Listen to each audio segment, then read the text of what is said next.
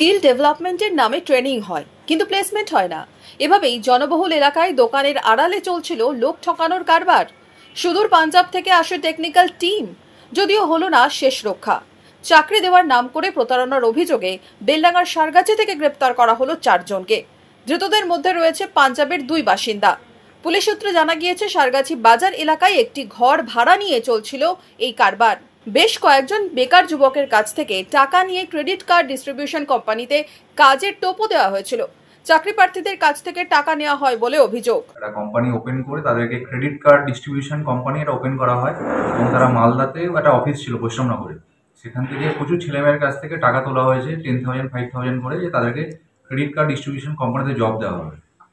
তো আমরা সেই খবর পাওয়ার সঙ্গে সঙ্গে আমাদের আরটি অফিসার সেখানে পৌঁছায় এবং সেখান থেকে 4 জনকে ডিটেন করা হয়।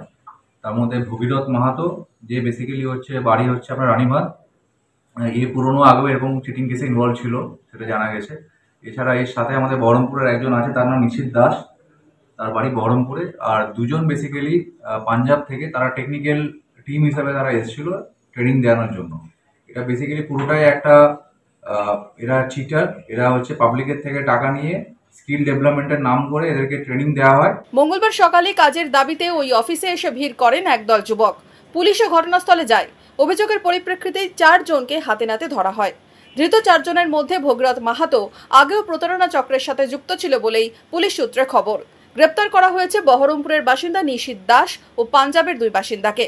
বেলডাঙ্গার এসডিপিও উত্তম গড়াই সাংবাদিক বৈঠকে জানিয়েছেন, ধৃতদের এদিন 10 দিনের হেফাজতে চেয়ে বহরমপুর কোর্টে পাঠানো হয়। এই চক্রের সাথে আর কারা যুক্ত তা ধৃতদের জিজ্ঞাসাবাদ করে জানার চেষ্টা চালাচ্ছে পুলিশ।